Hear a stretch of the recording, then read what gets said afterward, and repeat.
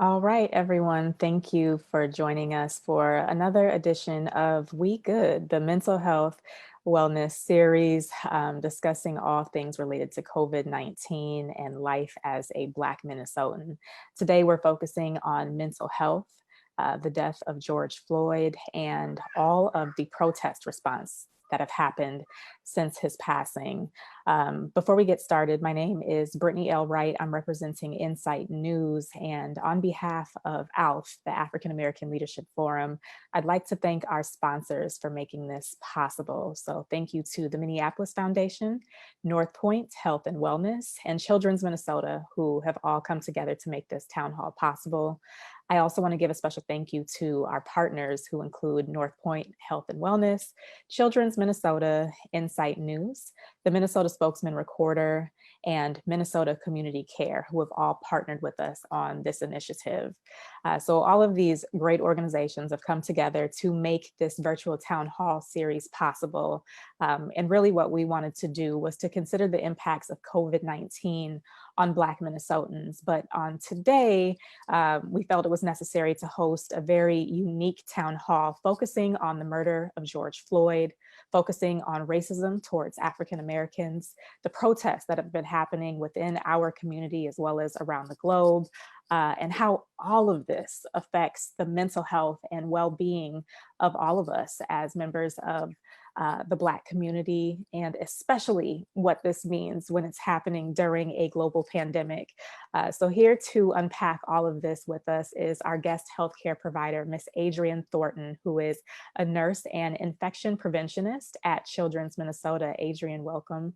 Thank you for being here.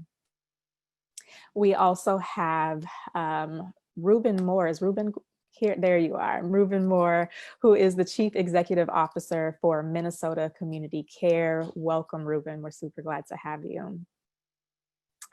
Also joining us is Zarak Nimpala, who is the North Point Health and Wellness Behavioral Health Department Chair and Coordinator.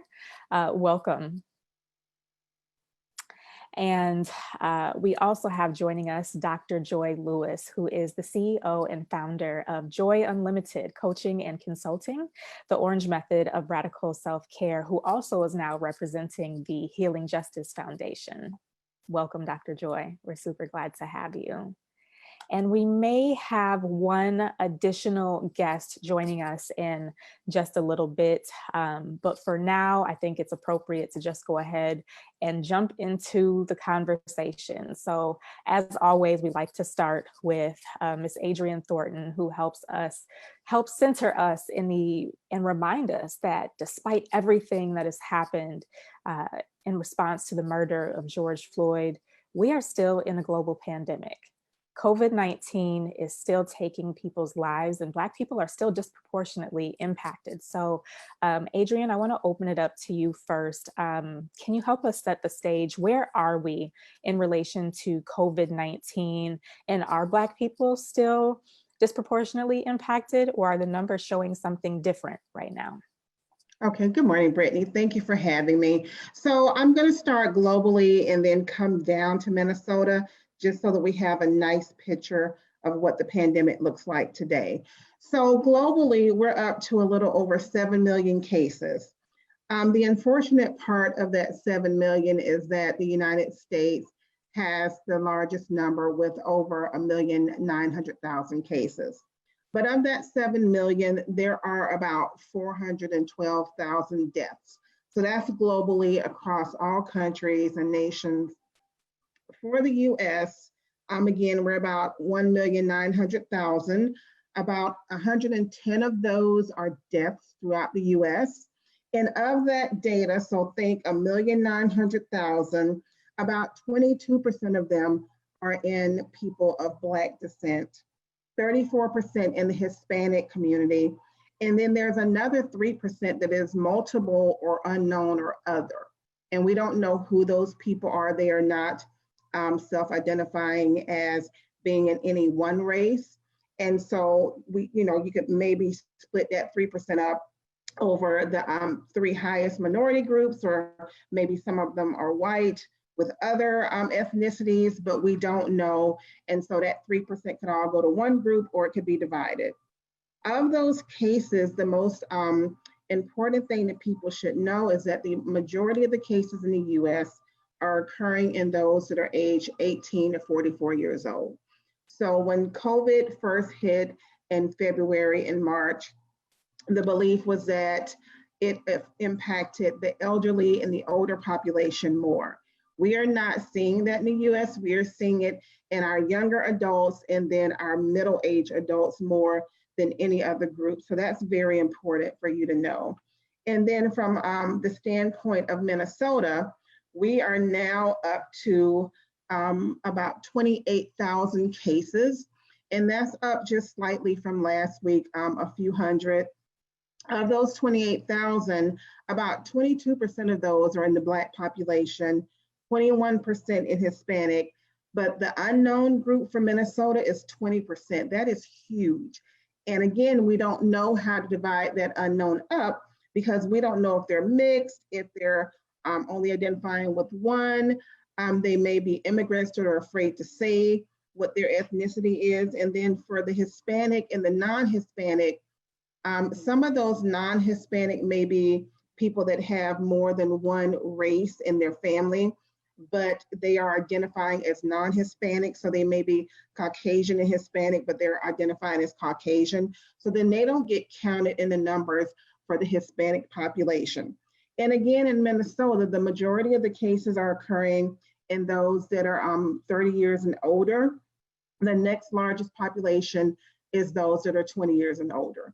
So again, we're not seeing it impact the elderly as much as we are our young adults and middle-aged adults. And so it's very important for us to know that because I'm looking at the pictures and the videos from the protests the last couple of weeks, it would appear that the majority of the people in those crowds were our young adults and our middle-aged adults. There was some elderly out there, but the great majority of them were our young adults and our middle-aged adults. And knowing that those are the ages that are impacted the most by this, knowing that those were the ages that were participating in the protests, we expect those numbers to increase by leaps and bounds over the next few weeks. Thank you. Thank you for saying that. And I know there are ongoing protests and efforts that are going to be happening in the coming weeks. There are things planned today and through this weekend. As an infection preventionist, would you recommend that people maybe not participate, or what is the appropriate way for us to be demonstrating right now? Right. So, you know, that's a hard question. And I get that question often because people are doing the right thing in terms of speaking up, standing together, bonding together for this injustice. But again, we are still in the middle of a pandemic. And so if you're going to be participating in these activities, the number one thing you want to make sure you do is have on a mask. Maintaining 6 feet of distance, depending on what you're doing, is a little difficult. So if you can maintain that 6 feet of distance, please do. But in most cases, you can't. So you definitely need to have on a mask of some sort, whether it's a cloth mask or a medical grade mask, or even if it's a scarf wrapped around your face, you need something that covers your mouth and your nose. Because what we don't want is for people to be gathering in big, close groups and breathing on each other, sharing those germs amongst each other. So making sure that you're covering up your mouth and your nose. The other thing is cleaning your hands often. And so I know there are lots of donation sites throughout the cities of Minneapolis and St. Paul. Some of them have the alcohol hand rub. If you're able to get some, please grab some, keep it in your purse, keep it in your pocket, put it in your backpack, and just clean your hands as often as possible. Even at the donation centers, I've volunteered at a couple of the donation centers last weekend, and I was constantly spraying my hands and my daughter's hands and other people's hands because you have to keep your hands clean. People don't realize how often they touch their face, and even with the mask on, if you're rubbing your eyes, there's potential for spread. And so if your hands are clean, then it's less risk for you to spread the organism to other people. So the big thing is mask wearing, keeping your hands clean, and then keep distance as much as you're able to. Again, it's hard. We tried to do that at the donation center, and I ended up directing traffic because I couldn't be in the crowd giving out food. It was just a little bit too much for me. It was giving me the heebie-jeebies. But as much as you can keep your distance, keep your distance, especially when people are lining up to receive donations, or, if they're trying to get testing, make sure that they are trying to stay 6 feet apart while they're waiting in those lines. And if you don't have supplies, I know that Black Nurses Rock is going to be giving out masks and hand sanitizer. And so if you go to our Facebook page, Black Nurses Rock Twin Cities, we will be posting dates and times and locations where we will be distributing hand sanitizer and masks. We often will be giving it out just at donation centers that we happen to be volunteering at. So if you see one of the members of Black Nurses Rocks, reach out to them. You can get a mask, you can get some hand sanitizer, and we plan to be doing that throughout the summer as much as we can with our supplies. Got it. Thank you. And we'll make sure that we get that in the either the chat or the comment section as well, so our audience members have a direct link. Right now, I want to pivot to Mr. Ruben Moore. So we've talked about what is anticipated with protesting and what are some safe ways that we can protest in the middle of a pandemic. But I want us to take a step back first and say, why are we protesting in the first place, right? The world watched George Floyd be killed by Officer Derek Chauvin in just a absolutely brutal way. And Ruben, I'd like to hear from you as someone who works within the community as a Black man. That moment of viewing the film, or even if you didn't view it, we're in a moment now, right? And so where are you at? And for Black men, what is it like to see this happen over and over again? I start with first by saying is that I'm a poverty migrant from Chicago, Illinois, and I'm still hurting off the death of Emmett Till. I'm a poverty migrant from Chicago, Illinois, who grew up on Lake Street in Chicago, who my first church was on 38th in Chicago, Worldwide Ministries, Pastor Farrar. This is personal for me. I'm still mourning the death of Trayvon Martin, Eric Gardner, Sandra Bland, Breonna Taylor. These crimes against humanity, these injustices have gone on too long. When we think about George Floyd, the brutal murder of George Floyd, I get that there's been an awakening. So now that the world now sees the lens and the pain and the stacking of the trauma that the Black experience and Black Americans have felt for 400 years. But I don't know if they truly understand the depth of our pain. And so, because this is really personal for all of us. The many faces of institutional violence in our country, Black faces, Martin Luther King Jr., this trend has to stop. And so where am I at mentally as a CEO of a healthcare organization, the state's largest federally qualified health centers, the highest ranking not-for-profit leader in the state? I'm still battling every day institutional racism. They're still putting their knees on my neck as a leader. And so this is very personal for me. When I think about the trauma of COVID-19, the disproportionate impact of COVID-19 African Americans, the healthcare disparities, unemployment rates, economic disadvantages, educational achievement gaps, this trauma is really personal to me. I can't just look in isolation and see the knee on the neck of George Floyd and see that violent act in isolation, because I see all types of injustice happening every day in our communities and our structures here in Minnesota and across our nation. And white supremacy, its prevailing racism and its violent nature is profound in many different arenas, and it is affecting us all. And it is personal for all of us. So I start with just that, right? I start right there, is that this is really personal. And I'm still mourning the death of Emmett Till. And so as a leader, what do we do? What do we do? How do we react? How do we stand up? How do we create system change? How do we survive, continue to survive and be resilient in such a personal space, a personal trauma a collection of traumas impacting us all? I think what I've done is I've reached out. I've admitted. I reached out to brothers and sisters around the country and said, I'm not okay as a Black man. I can vulnerably say I'm not okay. And I remember I sent a text out 2 weeks ago and watched hundreds of brothers join a call to all say we're not okay. We need a pathway to healing. We need a pathway to heal our communities, to heal our mothers, to heal our brothers, our sisters. We need a pathway to healing. So part of that is opening up and saying we're not okay. The next step, I think, as a healthcare leader, is that we do need an element of restorative justice.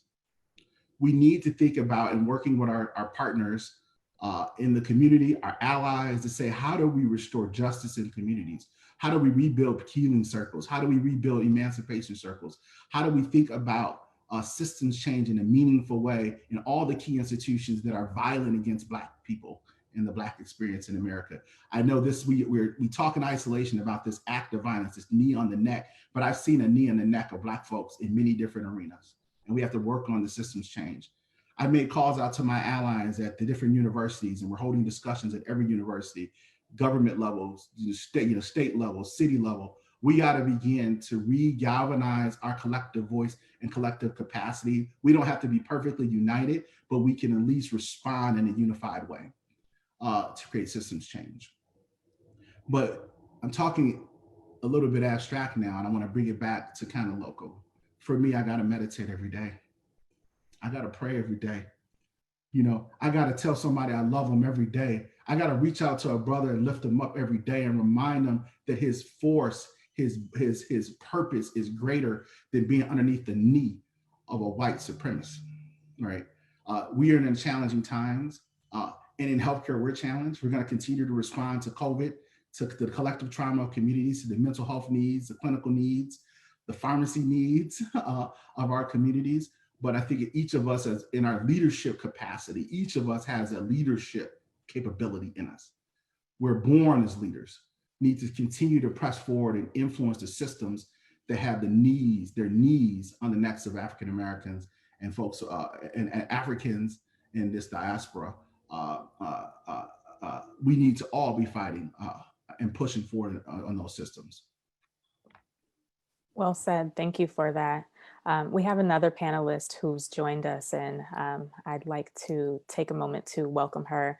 Miss Valerie Castile is with us. She is the CEO and president of the Falando Castillo Relief Foundation, and is also the mother of the late Mr. Philando Castile. Welcome to the panel. Thank you for being here. We're really excited to have you. And I will refer my next question to you and ask, in the tape of George Floyd, we watch a heartbreaking 9 minutes of him not receiving any relief from the knee of the officer on his neck. And while he is screaming out that he cannot breathe, one of the things that he also screamed out was for his mother. And I think as mothers and as caretakers, all of our hearts broke. And I think that it's something that we can all relate to in wanting to keep our children safe, especially from law enforcement. If not from law enforcement, who can we trust our children with? And you specifically have gone through the personal tragedy of losing one of your children at the hands of law enforcement. So I want to ask you, Ms. Castile, in this moment, one, how are you? And two, when we continue to see instances of violence like this, of civilians and at the hands of law enforcement, how does that impact you? And how does that impact your work? Hi, thank you for having me. My name is Valerie Castile, as you know, and Philando was murdered in his vehicle, strapped in his seatbelt, shot 5 times, and he had his girlfriend and her 4-year-old daughter in a car. And it's difficult. It's very, very difficult. I've been crying for other mothers' children for 40 years. And then I cried for my own. And now I'm still crying. What happened to Mr. Floyd was, again, unacceptable. You had 12 people to say what happened to my son was okay.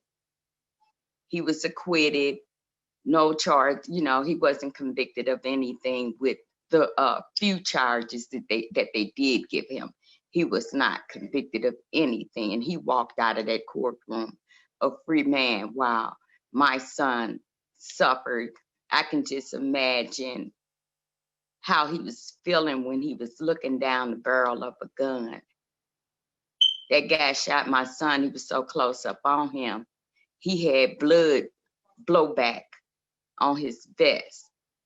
And they said that that was okay. See, God sends people here for reasons. He thought that Falando would be enough for us to understand that we're no longer living by God's laws. We're living by man's laws, and man's laws are flawed. And we need to get back in touch with God. So Falando wasn't enough. So he sent George. At this time, we have COVID-19. No one's working. Everyone's at home. The world is almost still.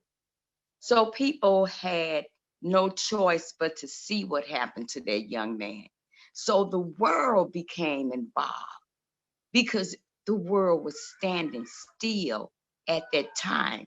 And we all had a chance to witness something just as horrific as what happened to my son. And his call was a call for all mothers to look at what's going on. This could be your son. Look at what's going on. It was a call for us mothers to get it together, come together, fight together. So this is what I'm doing. This is what I've been doing since they took my son from me. Like I said, I'm not an idiot. I know one person pulled the trigger. But if you support that, you're just as guilty as he is. I have a problem with that. You support a murder, then you're a murderer as well. So I've created the Philando Castillo Relief Foundation, and we help families that loses the loved one to gun violence. I meet with these mothers. I know their pain. I can sit there and speak with them and pray with them and let them know their child did not die in vain, that God is gathering his army. So yeah, I feel some type of way. And everybody in this world should be ashamed of how there is a separation of people. We're all human. We are human. There's only one race, and that's the human race. And here we are separated. And I'm better than you. You shouldn't have this. I should be entitled. I got the privilege. I'ma call the police on you because I don't like you barbecuing. I don't like you sitting in Starbucks. I don't like you in the McDonald's. You know what I'm saying? It's ridiculous. And it's time for us to really focus on what's going on in the world and make those changes. I got on here late because I had left a meeting with the governor and the NAACP. I am working tirelessly because I know I am 64 years old and I've seen a lot of things in my life, and I know what's right and what's wrong, and what's happening in this world is wrong. And here you have these people stand up in front of their friends and relatives and before God and swear oath to protect and serve, and then you kill us. You kill us.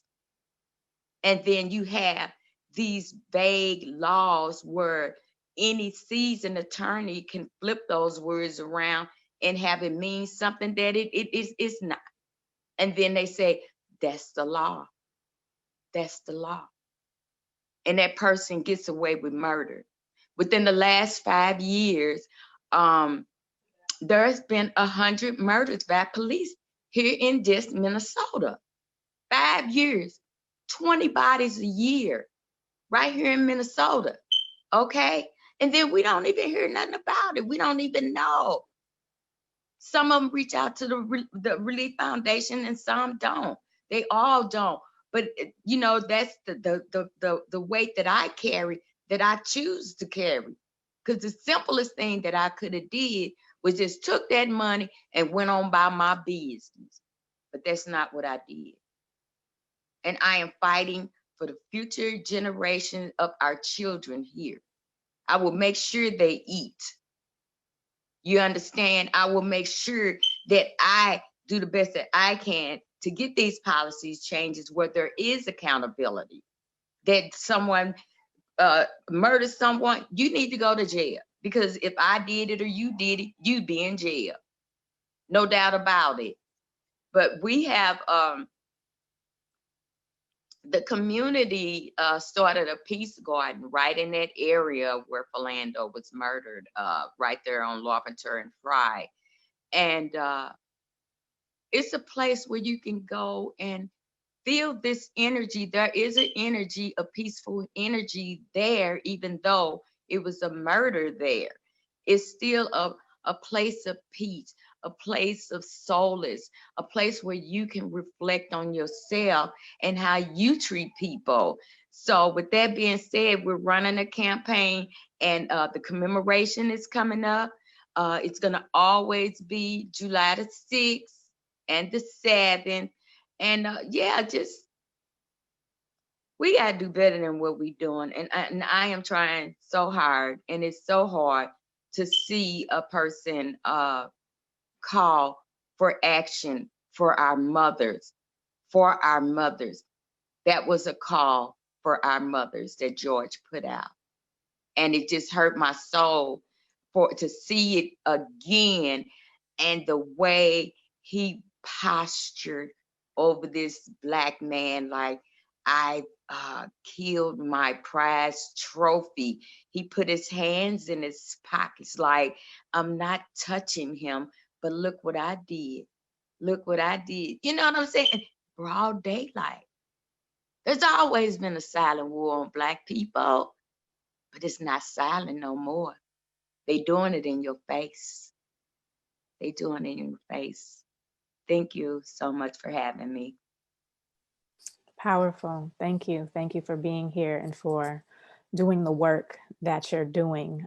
Not everybody is able to turn their tragedy into a testimony. Not everyone is able to activate after experiencing such devastation, and to continue to serve the community. So we thank you for being here and for the work that you're doing. And throughout this call, I'd love for us to discuss more about the work that the foundation is doing.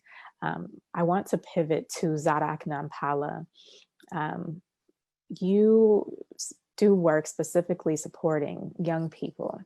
And I'm curious in this moment, as we talk about the mothers being called, and our responsibility as adults within the village to make sure our young people are okay. If we as adults who have witnessed this time and time again are still struggling to process what is it that our young people are thinking, feeling, experiencing, and how do we talk to them about how to make sense of all this when it doesn't make sense and when the murder is senseless? So how do we address this with our young people? Yeah, well, thank you so much for having me here today. I hope you can hear me.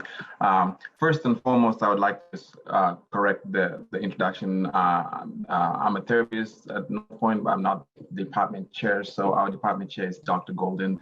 But also, thank you so much, Ms. Castillo, for sharing with us and everybody who's here today. As we focus on mental health and how to deal with this, especially thinking about our young kids, it's such a time that our kids have a lot of questions that go in their minds. And I know a lot of parents are really struggling and wondering how they can address some of these issues with their kids. I personally have kids ranging from the age of 16 to 7-year-old, and they have questions. And it's very important for us as parents to know how to appropriately address some of these questions that our kids have. And so one of the things that I do say, when you're getting into a plane ready to take off, and the announcer, the stewards, they tell you that in an event that there is a need for you to use the oxygen masks, They suggest that you first of all take care of yourself, make sure yours is safe and secure, and then help the person next to you or your child. And this is the same thing when it comes to mental health and talking about this. First and foremost, the parents and the adults out there needs to really have a reflection of themselves and have an understanding of what's happening. If you do not have a grasp or a good understanding of what's happening out here, you will not be in a good place to explain this and help your child unpack this trauma. And so you as an adult need to be able to really have a personal reflection and get yourself at a good spot, at a better place to be able to explain this to your child. Now, this is happening in real time. You might not really have a whole lot of time to prep yourself as a parent. You know, the child might just get you off guard and say, hey, mom, or hey, dad, what's going on? You know, and you as a parent need to be able to avail yourself because this child's safety net depends on you. And so one of the most important thing that I tell parents when I do my parent educator events is that parents really need to be able to be on standby mode at all times for their kids. Being a parent is a 24-hour lifetime commitment, and there's no break from it. And so as much as you are struggling with what's happening outside, we have to avail ourselves to our children and know that in a moment in time, things might change and might need you to be there for your child. So first and foremost, our parents need to really have that moment to know about self-care. Like Brother Moore just said, constantly, he's meditating and praying. You need to have self-care for yourself constantly. We don't have to wait for traumatic events like this. Being a parent is a full-time gig. And so having the ability to constantly take care of yourself so you can provide for your children at all times, not just in times of tragedy, at all times, being proactive in taking care of yourself will help you really take care of your child. Now, we are in this moment in time, and the most important thing you can do is try and find out what is the understanding of your children. Ask your child, what do you know about what's happening? What have you heard? A lot of our kids that play video games, they have a lot of social networking, and they know a thing or two. So try and ask your child, first of all, what do you know about what's happening?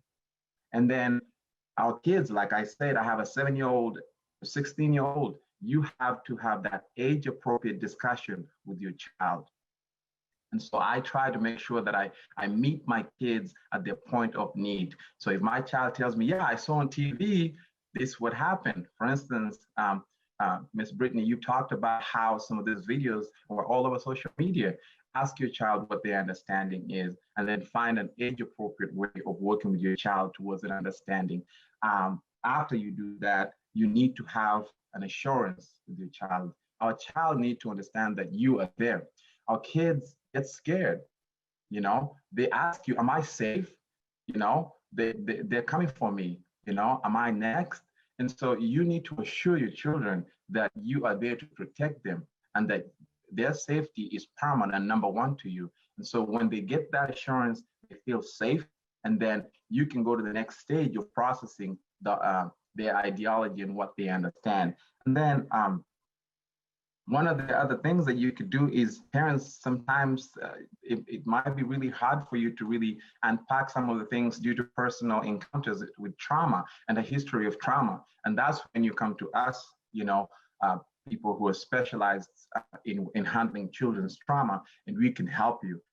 Do not be ashamed of seeking for help as a parent. It does not show you a sign of weakness. It actually, as a parent, sometimes for me, even being a therapist, you know, sometimes therapists are the worst patients. And so I have to find suggestions from other people to be able to apply that on my own children. So I talk to people, I network with parents who have children my age, my children's age, and ask them, what are you guys doing? How are you handling?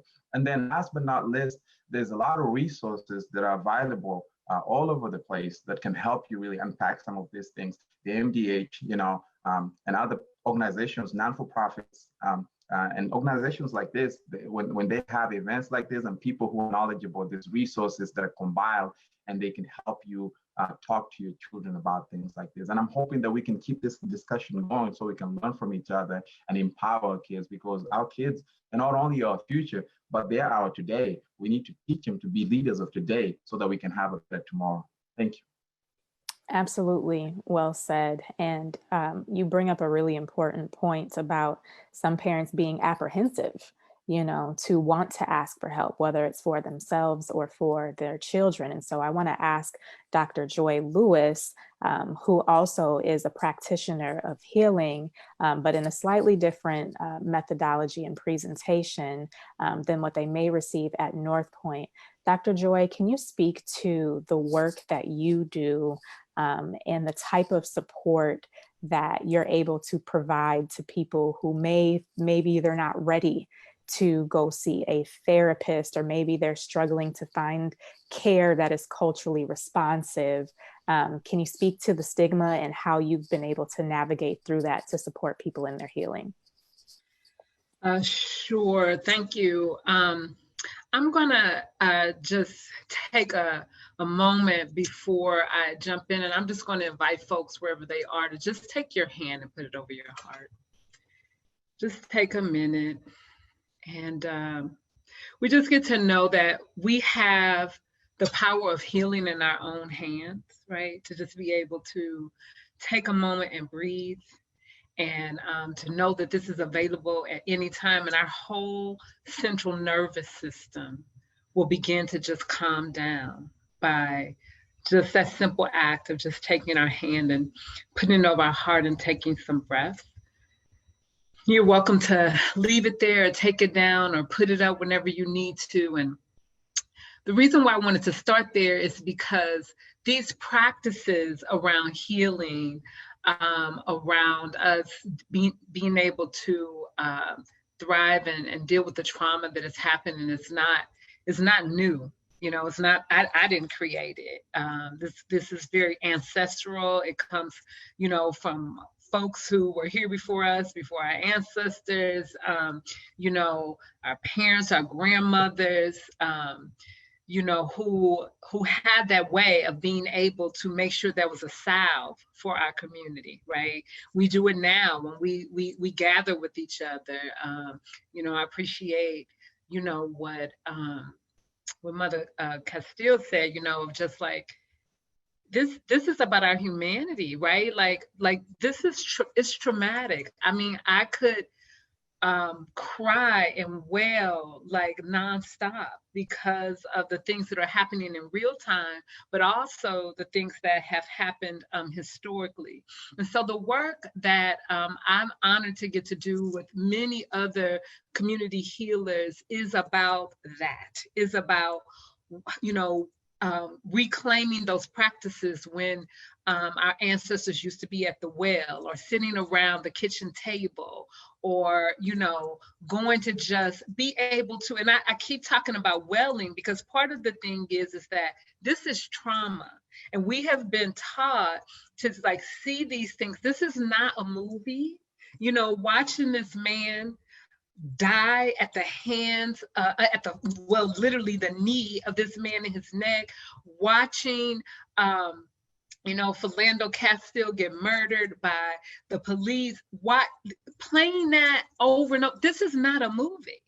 This is real life that is happening. And, I will say I did not actually watch the video. I saw the picture, but I didn't watch the video. And, for those who were, able to do that, I did not choose to do that, because one of the things that I want us to be clear about is this notion of epigenetics, right? That the trauma that has been passed down through our ancestors, before we didn't even have to see it. It's like, it's just in my DNA, right? That I know there's a kind of ancestral memory that's there about things. I was out for a run the other day, and there was a dog that was in the yard, and the dog was behind a gate, kind of big dog, kind of pit bull. Historically, like, dogs ain't been that great with our people, right? And so I'm like running past and I'm praying. And I'm praying. I have never, to my knowledge, been bit by a dog. I have never had like an issue with a dog, but the ancestral memory of how dogs were treated, how they treated our people, particularly during the civil rights movement, those kind of, I don't feel so good. So I'm walking past, I'm like, well, please don't let this dog come over this fence, right? And I passed by and it was nice enough to not be barking until I passed, and then it was barking. I use that as an example. That's how real, we don't have to have experienced something, right? But because of the collective memory and then now these things are just on repeat, and how that is in our bodies. Part of what the work of community healers, part of the work that I do is really about how this concept of neuroplasticity, where we can actually change that DNA. We can actually change the way in which we respond to these very traumatic things. So there are practices that we get to reclaim.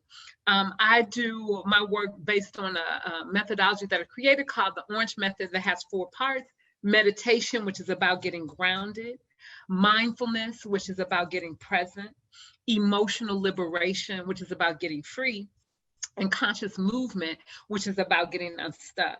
And again, I didn't create meditation, as I understand, it's been around thousands of years, right? So, but what I do and what many community healers do is reintroduce, remind us that, you know, we can meditate, y'all. You know, you can take your hand and know how to self-regulate. You know that when we are in isolation, that creates a particular kind of trauma. How can we actually be in right relationship with each other? And so the work is really about, I talk about radical self-care as a form of resistance.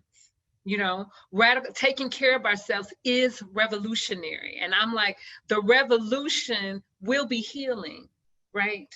That we will get to, I don't want, you know, for us to be able to go through and make these changes and then we can't show up for that. We, of course, are more affected by diseases like diabetes and high blood pressure. I call it high black pressure. You know, these things, can our freedom include that? Can our freedom include that? And the final thing that I'll just say in terms of the stigma, I'm just on a mission to just continue to bring the good news, to say, you know what, I reject that notion. I reject that there's a notion that there's a stigma around mental health in our community. I feel like that is an internalized notion of white supremacy that says that we are not human and that we don't deserve to be able to be fully into our humanity, because there's this notion of like, well, you don't have time for that, or you can't cry, you can't be upset, you can't go and see somebody. And I reject that, because it either wants us to be superhuman or subhuman. But if we are watching people get murdered, if we are watching people die, if we're watching people suffering, of course, I am going to have a reaction. Of course, I need to be talking to somebody. That's human. And so this idea of receiving help, and we've been there, we've done it. We didn't have necessarily always the access to have professional therapists or have the funding or be able to do that. But now we are having more of those opportunities. So I'd be like, we go and see people, we talk to folks. Maybe we were just talking to our aunties, our grandmamas, or, you know, they really were the first community healers, right? They got us through. But, you know, yeah, I reject that. We get help. We are connected with each other. We can be in community, and maybe it wasn't called that. But no, I reject the fact that we don't get to be a human, and that, you know, as I said, the revolution will be healing, and I'm here for that. Yes, I'm here for that also. Thank you, Dr. Joy. You bring up a really important point about our history. And there already being things that are available to us, because what we're experiencing is not new. You know, the only thing that's really new is that we have the technology to catch it on camera in the moment, to broadcast it and to put it on social media and that type of thing. I want to ask Ms. Adrienne Thornton, you spoke on our panel last week about Jim Crow and being in the South. And I want to ask you, what do you feel like we can take from our history and the things that our ancestors have already done for us and shown and demonstrated for us that we can access in this moment to respond to the current crisis, be it the pandemic or the racial pandemic and uprising that we're currently in? So, you know, I live by the motto, if you don't know your history, you're doomed to repeat it. And so I think we have to first look at our history, look at what happened, look at how it happened, and look at how we came out of that, and then make changes. And so, for instance, I had a conversation with my baby sister this morning. She lives in Fayetteville, North Carolina, and they are having a fun time down there as we are up here. And she posted that people shouldn't be shaming people who don't vote and saying that if you didn't vote, you don't get to have a say in what's going on. And I agree with her. You shouldn't be shaming people. However, you have to vote. That is one of the constructs that was set up to keep us down, to keep us from showing our support for those that support us. And so we're not out there voting. We don't have a voice. We can protest all day long. If we don't vote in the people that love us, that care for us, that get it, whether they look like us or not, if we continue to let the wrong people get voted into office, nothing is going to change. We can divest and separate from the police union all we want to. If we don't vote in the right people that make the decisions for the police department, then it doesn't matter. We can defund the police. If we don't vote in legislatures that will allocate the funds to go towards social programs to support our community, nothing is going to change. And so what I say to our young people is, I hear you, I see you, and I love you. I need you to vote. The community needs you to vote. I need you to go back and really, truly read about what happened in the past and what did we do back then to make changes, and then determine what your next steps are going to be. Because we can't keep repeating things over and over again. I think one of the things that gives me promise is seeing how the community has come together. Usually when there are protests and riots, you know, our communities get torn to shreds and then they're left. And then developers come in and they take over, they buy up property, they fix it, and through gentrification, they kind of squeeze us out of the picture. And that's not happening this time.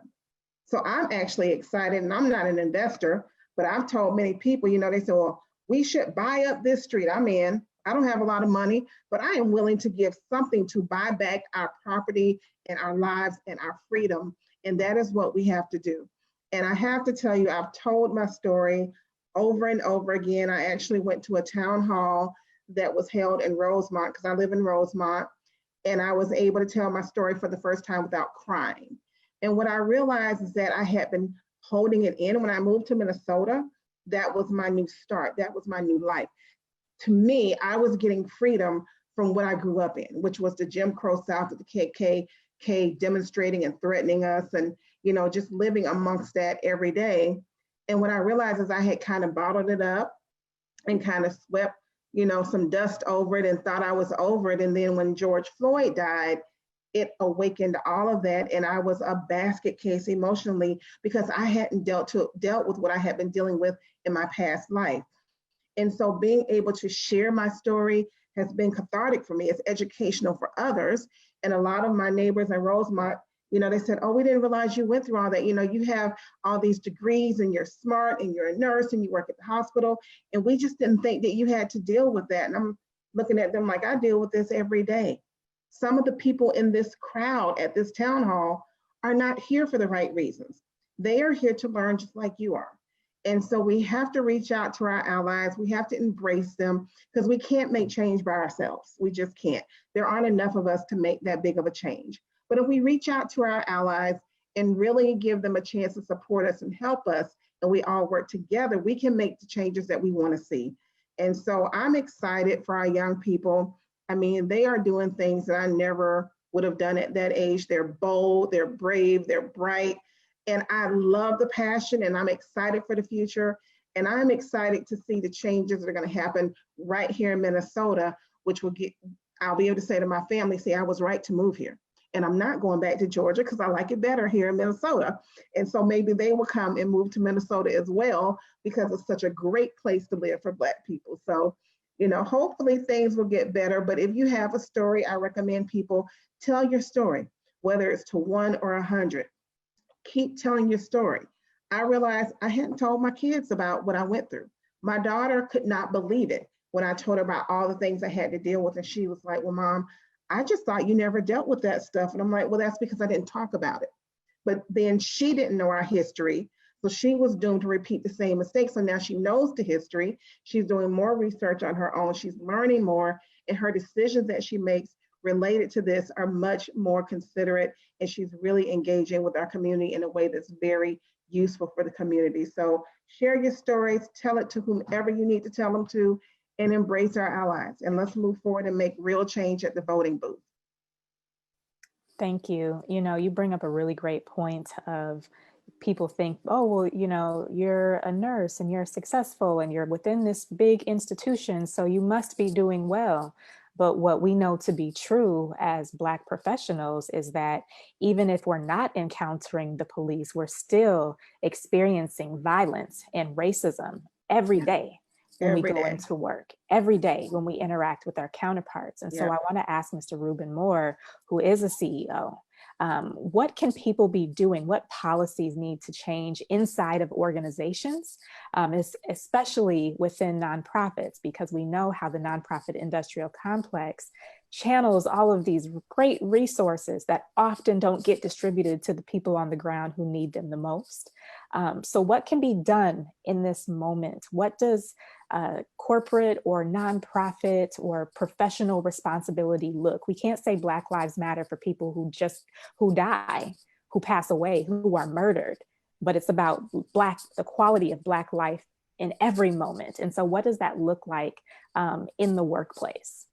Yeah, and I think to talk about, the scope of the discussion around the construct of a not-for-profit organization or corporation, we need to adopt anti-racism policies, diversity, equity, inclusion practices, and it needs to be real. I know Adrienne mentioned we got to vote. We need to vote with our dollars. We need to vote with our voices, with our influence, with our writings, with our speech, with our music. We got to vote in many different ways. And for those folks who are in the not-for-profit leadership and in the capacity in a corporation, we need to really influence the policies that govern the organization. And that's from the board level. And so immediately, we had already started on a journey in our organization on diversity, equity, and inclusion. And now we're talking about having hard discussions about how we build in anti-racism practices, right? So I can't just talk about a trauma-informed care organization and be trauma-informed. I got to say, we need to take a stance that if racism exists in our institutions, we need to get rid of it. If there are individuals that can't be coached, moved, aided to be shifted out of their racist paradigms, we need to ask them to leave. We need to be really serious about reshaping our organizations. And Minnesota is very unique because you have this plethora of liberal racism, right? It's so systemic, it's so well designed, so intelligent. You feel the microaggressions just overwhelm you. You don't see the structure, you don't see the Confederate flag, but you feel it wrapped around you when you're inside the walls of a not-for-profit organization here in Minnesota. Very unique. And so what do we do going forward? So one of the things I would recommend immediately is that take a look at our policies, employee manuals, and clearly describe the type of behavior we do not want to see. Next, we need to partner with each other organizations and say, how about we build a coalition of organizations that are anti-racist? How about we start diversity, equity, and inclusion training across all not-for-profits in public institutions that impact communities of color or those who have been dominated by colonial supremacy? How about we partner with the police department to rethink their diversity practices in the communities that in most not-for-profits truly influence, right? So in our organization, we got $40 million in influence, right? In St. Paul, 18 sites. I got a lot. When I make a call, we can lean in. I can say, hey, I don't want officers at any event. I won't spend $1 with you if you don't adopt certain practices. So we had to vote with our economic power. We also need to consider how we partner with our funders. So not-for-profits are typically, funded by government partners, foundations, but say, hey, I won't accept your money if you don't write in there anti-racism language, anti-discrimination language, right? Diversity, equity, inclusion language. I don't want your cash because that's dirty money, right? And so we had to take a bold stance, and that's very different. And I know I speak from a point of privilege, a true point of privilege. I'm a CEO today, but in each of us, all our spaces, right? All of our not-for-profit or public spaces, we can begin to push the button and begin to influence the dialogue in order to create immediate change. Thank you. And you mentioned foundations, and I want to talk now about the Falando Castillo Relief Foundation. Ms. Valerie Castile, can you tell us about the foundation, the work that you've been able to do? And your work has not stopped since your son's life was taken. So what also is needed so that the momentum and the energy that we have in this moment isn't lost in a few weeks when it no longer is the first news story that we see when we turn on the news? The nonprofit that I have, the Philando Castillo Relief Foundation, was developed right after he was murdered. And what we do, we help families that loses a loved one to gun violence. It doesn't necessarily have to be police fatalities, just gun violence in general. What we do is there is an application process, but nobody is rejected. It's just to, keep track of everything as far as the IRS is concerned. We meet with families and we let them talk, we listen, we pray, and there is a donation of $400. It doesn't seem like a whole lot, but we are a young foundation and I wish we could do more, but that's not the case right now. We also give out referrals if someone needs something else that we can't help with. We are resource providers. If people need grief counseling, we can direct them to where they need to go, like the North End Clinic, or, some of the neighborhood clinics. They offer behavioral health in their institutions as well. We pay the negative lunch balances for our struggling school districts because, these are things that my son held near and dear to his heart. He was big on family and the community and those children that he served every day. And he would not let any one of those children go hungry that day or eat something different, because children are mean. They know the difference. If you're eating something different, they can recognize that and just use that against you and make you miserable for the rest of the day. But he knew all of the children by name and their allergies, and he just was a great guy. He'd get home, get to school early enough to help the kids on and off the buses. And we just felt like to keep his legacy alive and make him alive and just not let that be the end of it, because it was wrong on so many levels that, we just felt like our best shot was to help our community as well as help the police and the community, because it's all about these policies that they have in place. They're all so vague. So my brother and I, the Philando Castillo Relief Foundation, we've been involved in so many panels and creation of different recommendations. I actually was a testifier for your Black women and girls that they had not long ago. And we brought forth a lot of information about the disparities and the oppression that our Black women and children suffer on a daily when it comes to housing, our education system, and jobs, and the police. You know, it's a lot of work we have to do, and you know, we have been there. We have been on the forefront. We have been involved in all these recommendations and things like that because it's necessary. And I encourage our children to become that police officer, become that legislator, become that senator, because you can't beat this thing from the outside. You have to get into it and push it out.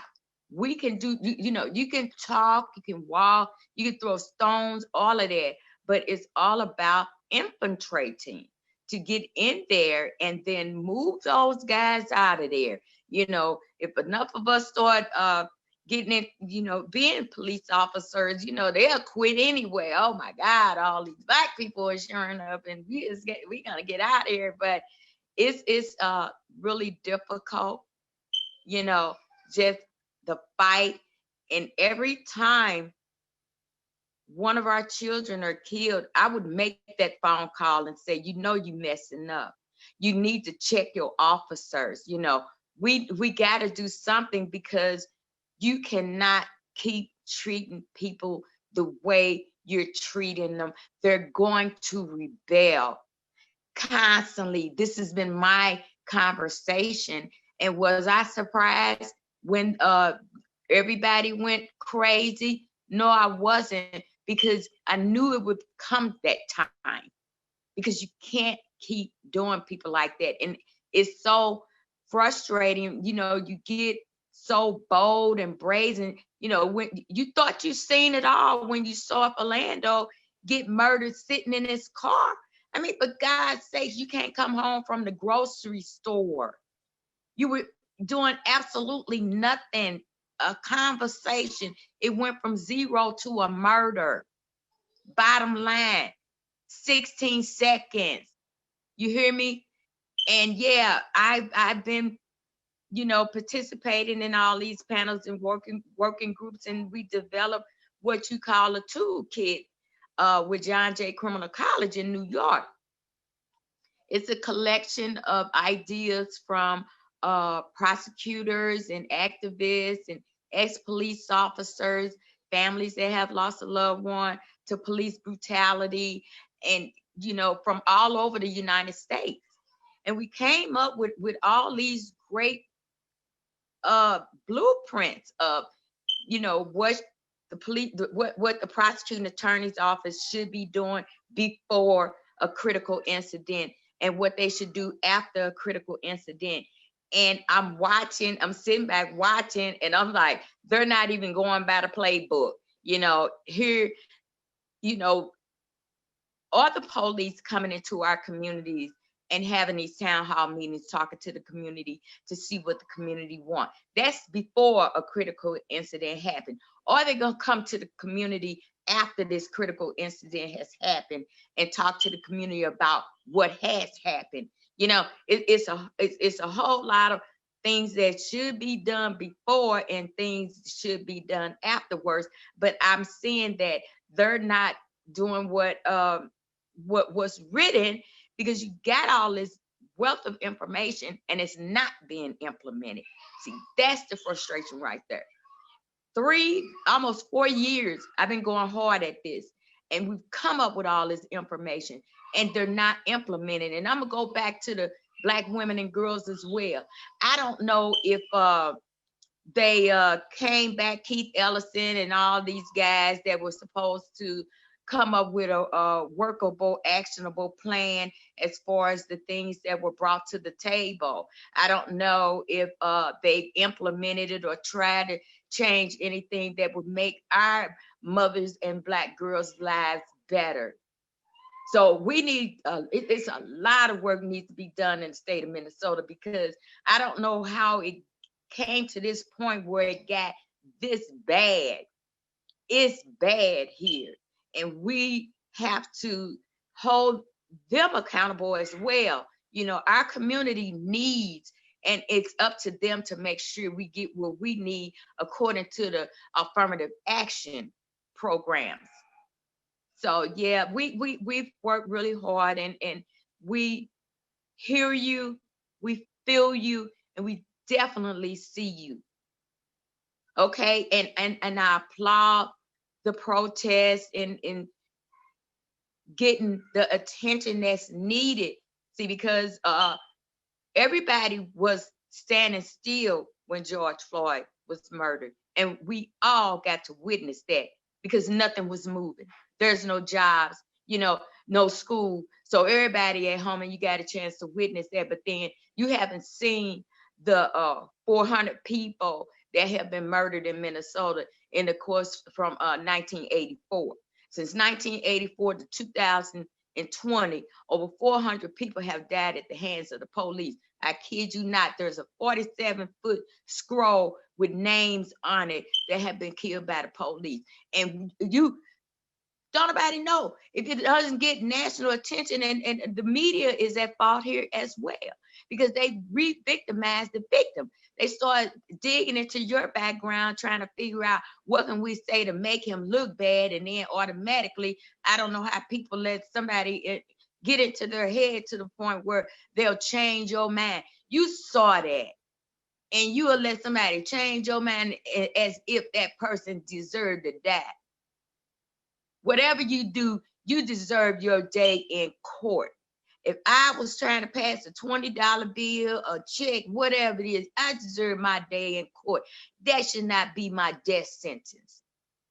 So yeah, it's a lot, but the foundation is doing what it needs to do. And after all this kind of calm down or whatever, we're still gonna make our pledge for the Minneapolis and St. Paul school districts to make a donation. And then we have the disaster relief funds, where we would like to make a donation to help the families that have been dislocated throughout the protests and the fires and things like that. It's all about giving back to the community, and I said it once, my son is deep into family, the children, and the community. And we have to take care of one another, because ain't nobody else gonna do it. We all we got, baby. We all we got. So we have to stand fast and true to heart and take care of one another. And again, thank you for having me on here. And it's always a pleasure, because if it's anything that I can do with my voice to make sure that these things happen, then so be it. I'm your girl. Thanks again. Thank you. Thank you so much for that. I appreciate you especially highlighting Black women and Black girls, because, we protest and we get in the streets and we make our signs and we say Black Lives Matter. And we are seeing, lots of Black men being killed by the police, but it's also happening to Black women. It's also happening to Black gender nonconforming people. And sometimes it's these other groups of people who get left out of the dialogue. Meanwhile, sometimes those are the people who are at the on the front lines doing the work to fight for everybody's rights, to make sure that all of our Black lives get included. So I want to pivot to Dr. Joy Lewis, who works with, not just Black people, but everyone, but who is still able to center Blackness and to make sure, that queer Black lives are lifted up, that Black girls and Black women are lifted up. So can you talk to us, Dr. Joy, about some of your work and making sure that we're not leaving people out of the conversation? Yeah, I appreciate that. My work is definitely centers Black liberation, which I talk about is liberation by extension for us all, because the way that Black people have been treated or mistreated in this country and around the world, if our humanity is intact, then in fact, everyone's humanity is intact. So I start with centering Black liberation. And you know, y'all, I say I'm unapologetically Blackly Black, Black, Black. That is who I am. But I love all people, but I just want to be clear. I am Black, Black, and I am originally from East St. Louis, Illinois, not to be confused with St. Louis, Missouri. I tell people you need to buy a vowel. I am from East St. Louis, and it is a particular social location to make sure that I'm clear, like, we have to center us. We have to center our work. We cannot be apologetic about that. In terms of our humanity, I'm very glad that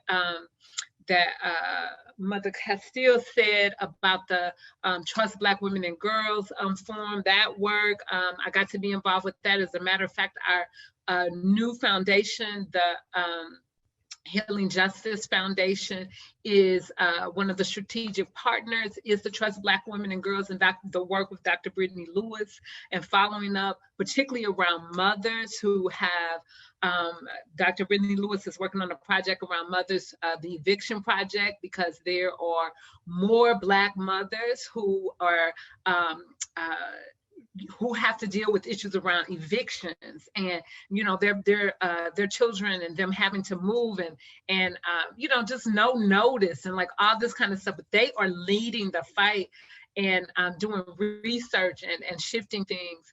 We also have an initiative called Black Girls Heal, for Black women and girls, to center our radical self-care for folks to be able to take care of themselves. This really came out also around COVID. A lot of folks, you know, I mean, just basic things that were lost, you know, of how to be able to put food on the table. And then you got your kids at home and you're trying to go to work, and like, how is it that people are supposed to be juggling all of this? And so I think it's important. I'm so glad that this panel is centering the fact that we still in a world pandemic.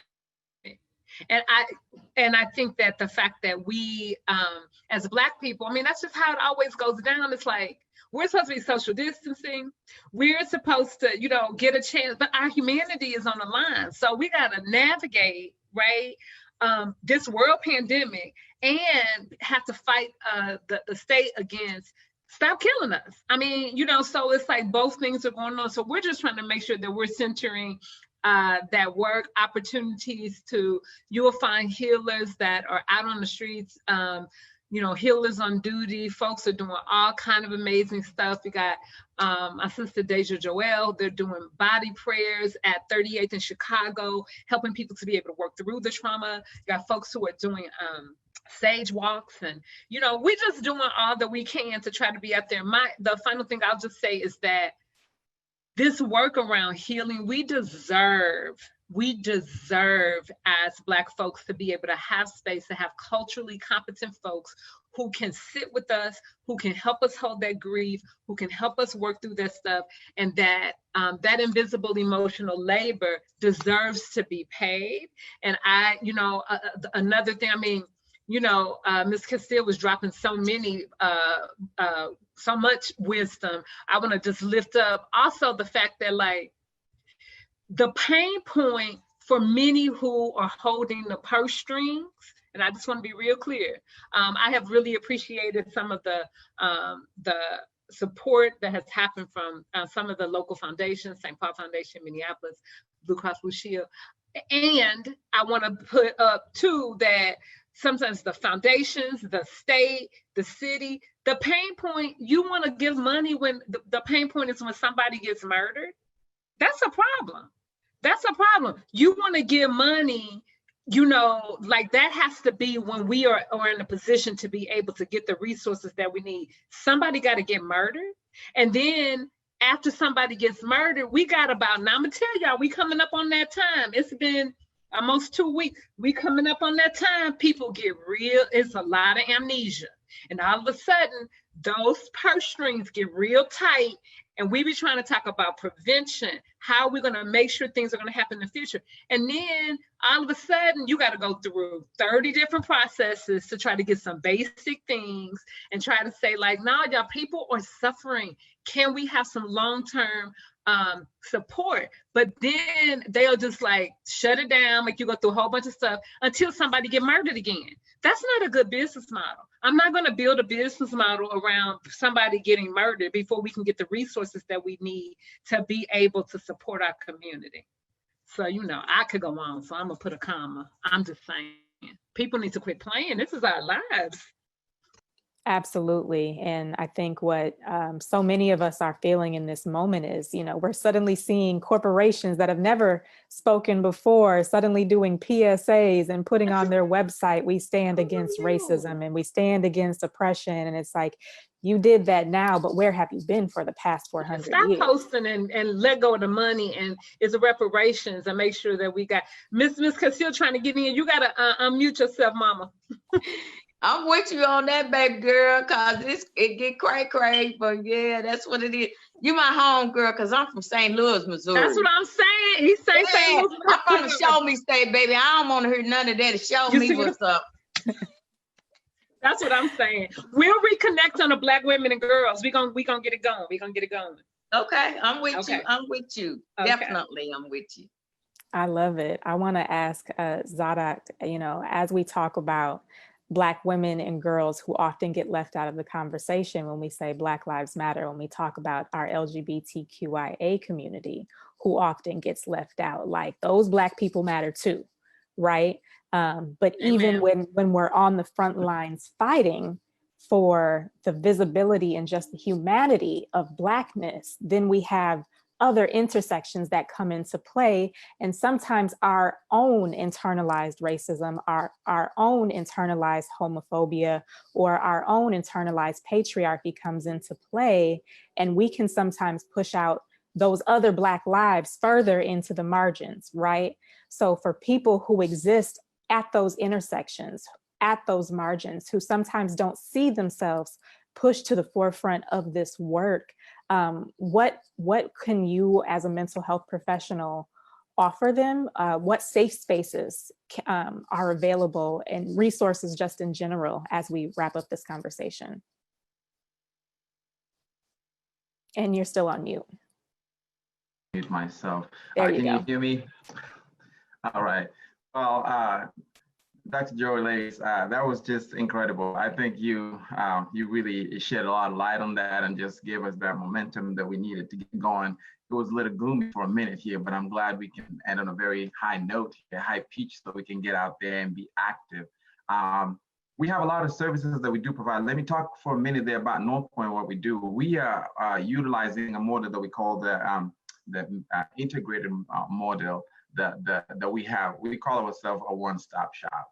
You know, we have all the resources that individuals can use. Now, the north side of Minneapolis, as most of you know, is one of the most diverse part of the city of Hennepin County. And so we do have quite a vast of diversity and resources that people could utilize in our clinic. So we do have medical services, we have dental services, we have human services, and then most importantly, we have behavioral services. And even within our behavioral services, we are bringing that equity to have services for each and every individual from all walks of life. And so a lot of times when people are coming forth to try and bring their voices to be heard, some people feel left out. And we have spoken here clearly about some of the needs of those people who try to be allies to come together with us, feeling that they're left out. And this is a time for us to really share that humanity. I think this is the time for us to have humility and understand that racism that is being experienced, we do have other aspects of people who've been marginalized in our community. And we have to be sensitive to that. We have to be intentional about that. We have to name them. You know, we can't just expect all of us to think that we share the same struggle. You know, even though we're here for the same cause, people coming from different walks of life, we have to have that humility and understand that, you know, even within our own race, we have so many other privileges that exist people sometimes are aware of, sometimes they're not. We have our brothers and sisters who have different sexual identities that people sometimes don't really want to recognize. Now, I'm from Kenya, and I believe you, me, some of the topics that we talk about, I can't even talk about that. You know, my own brother is a pastor, and so there's some issues that I can't even have the space to talk to him about. But I think it's time that we start understanding that we have people within our own community who we have marginalized ourselves. You know, despite the fact that we experience racism on a day-to-day, we tend to forget that when it comes to issues of sexual identity and sexual realities that exist within the African American and the people of color communities. It's time we start opening our minds and our hearts. The more we fight, just the same way we are fighting for equal rights for us and fighting for justice for our race, it's the same way we need to acknowledge the existence of all the other sexual identities and people who are different from each other within the people of color. And so we create awareness, we create that room, the space, the safe space, and not only having people like me who don't have those experiences, we have to have people who have experienced those kind of prejudices, those kind of discriminations to be in the forefront, and we have to incorporate them when we're talking about those matters that we might not really understand those struggles. And so the same way we bring people of color to be the people that are leading for this fight for justice, for the people we've lost and the people we're looking forward to have the equal rights in this country, it's the same way we bring people who have experienced those other prejudices within the African American race to be the ones to hold, to fight for that, to be the faces that show that struggle. And so for me personally, I do have an understanding that in my cultures, we still have a long way to go, you know? And even when Miss Lewis, when you talked about the motherland and how things were from way back in time, there's some people who are still really holding tight into ways that are not very constructive as we try to move forward. Yes, there are the cultural aspects that we want to hold on to, but we also have to have a respect for change and progress that's happening within our communities. We have to stop treating other people who are the same race as us, but just because of having a difference in how they identify themselves, treating them as though they are different from us. We are the same people, and we need to have that humility, sensitivity, and then activate all of us and work together towards achieving justice for all of us. Thank you. Absolutely. Thank you. We are running out of time, but I want to make sure that we acknowledge there are so many people still viewing this live stream. And if you have a question that you want to put in the chat box, I'll make sure we pull maybe one or two before we wrap up this conversation. While the audience is queuing up, I want to ask Mr. Ruben Moore, any final thoughts that you have, as well as resources that Minnesota Community Care provides that people can look forward to. Yeah, if you live in the Ramsey County or St. Paul area, we have a plethora of resources like North Point. We are a one-stop shop. And so whether it be mental health resources, we offer teletherapy right now. Today, you can give us a call or go to mncare.org to get some mental health support services, not only for adults, but we also offer youth services. We have school-based clinics. We have primary care services, pharmacy services, COVID testing, and you name it. We have everything you need to support you in your care journey in communities in a culturally and linguistically competent or responsive way. And so please reach out. I also would ask that as we think about how do we go forward, I'd ask us to kind of walk away with these 3 A's. And the first A is just to awaken. Let's just wake up to the moment and just come alive. There's life in us. We are not dead. Our community is not beaten. We are not broken. We are powerful people. We're healing people. The next A, I would say, let's activate our agency. And so I think that all of us are agents of change, agents of influence. Let's do that. The last A, let's align with the healing community. Let's align with healing community. And so we need to heal together. We can't. It's a healing journey. All of us have a personal healing journey, but it's aligned with our healing communities as well. And you can do that by contacting North Point. They have healing circles. Our organization is doing work, but there are also many other organizations, African American led organizations that can aid us in our journey. Thank you. Dr. Joy, final thoughts and any resources that you're providing in this moment. Final thoughts, just to remind us to, y'all just got to reach for each other. We got to reach for each other's humanity. We have been taught to go the other direction, and I'm just like, nope. The truth about the matter is that we love each other. You know, I have not met half of y'all on here, but I love you, and I know you love me too, even when we can't show it. And so, you know, we have to reach anyway. I put a link in the chat for we're doing a 30-day virtual healing circle. Y'all, there was 100 scholarships. I looked this morning, wasn't that many left, but get your stuff in. Let's try to see if we can try to work it out, because I love to have you to be able to be a part of that. And then just stay connected with what we're doing at, you can follow me, follow us at Dr. J.O.I. Lewis on Facebook. And I'll be kind of shady on Instagram, but yeah, on Facebook. And, you know, any way that we can help, we'll be happy to do that. And it is really about all Black lives, just so we clear. Your cousin and them who you don't want to deal with, everybody. We got to deal with everybody. Okay. All the cousins. Thank you, Dr. Joy. Ms. Valerie Castile, do you have any final thoughts or resources that you want to share? Oh, you're still on mute. There you go. Listen, I don't know how to do that, but yeah, my final thoughts are that we are all we got, and we have to band together as that culture and community and take care of one another. And the Falando Castillo Relief Foundation, our website is philandocastillefoundation.org. We are a nonprofit, and we do help our community. All donations are given back to the community.